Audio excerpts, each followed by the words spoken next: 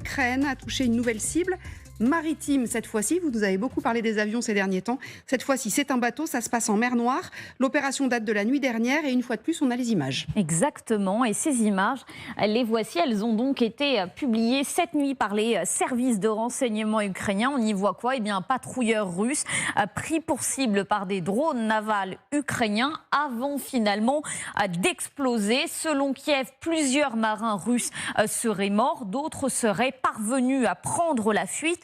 Et cette frappe, elle a eu lieu très précisément en mer Noire, à proximité du port de Féodosia qui se trouve juste ici, port qui avait d'ailleurs été visé il y a quelques semaines de cela. Et le navire touché cette nuit, c'est celui-ci, le Sergueï Kotov. C'est un patrouilleur de guerre qui a été mis en service très récemment puisque sa première utilisation date du 30 juillet 2022. Il mesure 100 mètres de long. Il est capable de transporter à bord près de 80 membres d'équipage et sa particularité, c'est qu'il est capable de transporter mais également de tirer des missiles calibre qui sont justement utilisés pour atteindre les villes ukrainiennes. Son prix, 65 millions de dollars. Alors ce qu'il faut savoir, c'est que ce n'est pas la première fois que les Ukrainiens tentent de détruire ce navire. Cet été, le 1er août précisément, Moscou expliquait être parvenu à déjouer une attaque ukrainienne avec encore une fois des drones navals utilisés pour tenter de toucher le Sergueï Kotov. Sauf que cette fois, selon Kiev, eh bien ça y est, cela a fonctionné. C'est certain, l'attaque a bien été réussie. Alors au-delà de ce patrouilleur, Nivine, la cible des Ukrainiens, évidemment, c'est le pont de Kerch. Exactement, parce que cette frappe s'est déroulée à proximité du pont de Kerch, vous le voyez, qui est situé à quelques kilomètres seulement de ce port de Féodosia.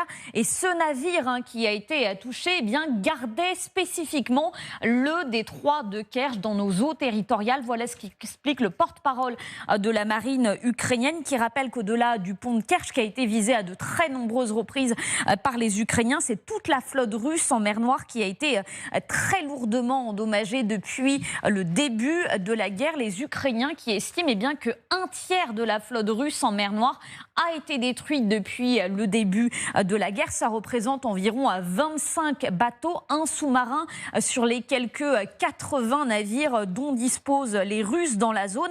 Et parmi les destructions les plus impressionnantes, on se souvient notamment du Saratov. C'était au tout début de la guerre, le 24 mars 2022, un navire de débarquement qui était notamment utilisé pour ravitailler en hommes et en matériel la ville de Mariupol. Un mois plus tard, c'est le vaisseau amiral Moskva, on s'en souvient bien évidemment, qui était détruit à son bord jusqu'à 500 hommes. On ne connaît pas le bilan définitif, mais ce navire, il était devenu, souvenez-vous, le symbole de la résistance ukrainienne. Autre très grand navire coulé en mer Noire par les Ukrainiens, le Olengorsky Gornav, c'était le 4 août 2023. Il avait été déplacé dans un premier temps depuis la Crimée vers la région de Krasnodar, mais il avait finalement été détruit à nouveau par un drone naval ukrainien, contrairement au Minsk. Souvenez-vous, c'était en septembre.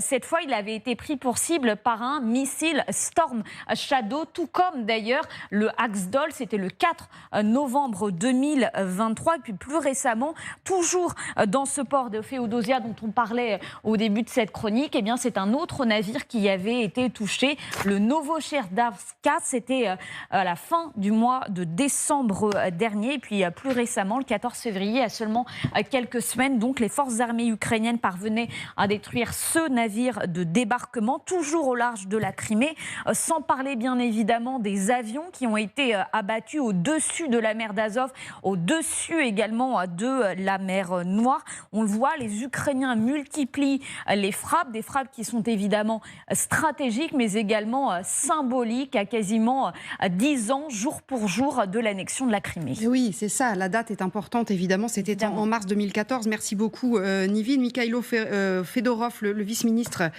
chargé de l'innovation dont on parle souvent, le dit, effectivement, ce Sergueï Kotov, protéger les navires et les objets importants, en particulier le pont de Crimée, ce que vous disiez, Nivine, il y a un instant.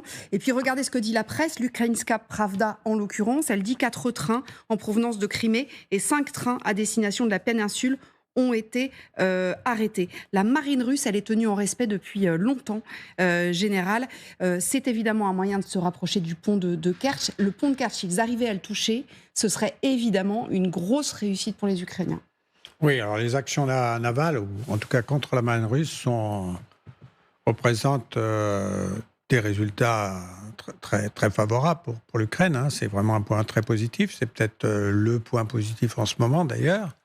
Et effectivement, ils agissent avec vraisemblablement des essaims de drones navals qui sont envoyés ou prépositionnés dans la zone d'action, qu'ils activent quand des proies comme celle-là se présentent.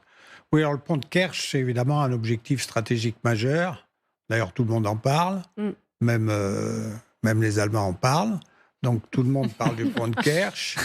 Donc, ça représente à la fois pour les Russes, pour les Ukrainiens et pour les Européens l'objectif, je veux dire, principal en termes statiques, hein, de construction. C'est pas un pont sur une rivière ou un pont voie ferrée. Non, c'est le pont. En plus, il est symbolique. C'est le pont de Poutine. Et puis donc, il a inauguré, il a fait réparer, etc. Donc, il le protège énormément. Alors, il le protège aussi avec ses patrouilleurs qui doivent avoir pour mission d'empêcher des drones navals d'approcher trop près du pont de Kerch. Il ne doit pas y en avoir 50 des patrouilleurs dans la zone là. Non, il y en a de moins en moins même. Voilà. Alors, il y en a 2 ou 3. Mais 2 ou 3, en tout cas celui-là, il a été l'objet d'une attaque à plusieurs drones. Donc c'est pour ça que ça me fait penser à des essaims qui sont prépositionnés dans la zone et activés. C'est un peu l'extraordinaire de l'électronique de maintenant, c'est qu'on peut, j'ose dire, agir avec des tempos différenciés en fonction des cibles, y compris pour les drones navals. Ça me fait penser, Catherine, à ces moments où ils avaient détruit, c'était avant d'aller toucher l'état-major du côté de Sébastopol, où ils avaient détruit tout ce qui protégeait avant. Là, ils sont quand même, en 10 jours, Nivine nous disait la dernière fois, plus de 10 avions qui ont été détruits, qui survolaient, qui étaient en protection, notamment de Kerch, mais pas que, de la Crimée de façon générale. Des bateaux qui sont coulés de façon assez régulière. On sent que l'étau se resserre quand même. Enfin, à un moment, ça va finir par poser un problème aux Russes quand même sur la protection du pont, non ? Clairement, d'autant que le pont, on s'en souvient, il avait été inauguré par Vladimir Poutine lui-même et qu'au tout début, quand on le voyait très peu dans les médias, le président russe, une des premières fois, c'était il était en voiture en train de conduire et prétendument sur le pont de Kerch. On ne pouvait pas se rendre compte parce qu'on voyait. C'était après l'attaque, c'était pour dire que pour dire que finalement, le repris pont, dessus. Allez, très bien, merci. Mais c'est vrai qu'on assiste à cette stratégie des Ukrainiens depuis l'échec de la contre-offensive, notamment depuis leur contre-offensive. Ils se sont déplacés en fait sur le terrain où la Russie a le plus de faiblesse. À partir du moment où sur le front, sur terre, ça ne passait pas, voilà les fameuses images de Vladimir Poutine sur le pont auquel je faisais allusion. À partir du moment où sur le terrain, ils n'ont pas réussi à percer les lignes russes, grâce aux contre-mesures là, des lignes Sourovikine des Russes, eh bien, ils attaquent là où les Russes, à la fois, sont plus faibles, donc effectivement sur la marine. Les avions, en ce moment, effectivement, les Russes ne réussissent plus à assurer la protection de leurs avions, enfin, en tout cas, beaucoup moins qu'avant. Et puis aussi sur le symbole, parce que, en plus, comme le général le rappelait, même les Allemands en parlent, du pont de Kerch, et c'est vrai que dans leur conversation qui a été piratée par les Russes, non seulement ils y faisaient allusion, mais ils expliquaient le nombre de missiles nécessaires éventuellement des taux russes, entre 10 et 20 missiles voilà, pour attaquer vraiment ce pont qui est le cordon ombilical entre la Russie et la Crimée. Donc les Ukrainiens ont déplacé le conflit sur une zone qui leur est plus favorable, et c'est la stratégie de la guerre, c'est qu'il faut toujours amener en fait finalement votre ennemi sur le terrain où lui est faible et où vous avez le plus de solidité.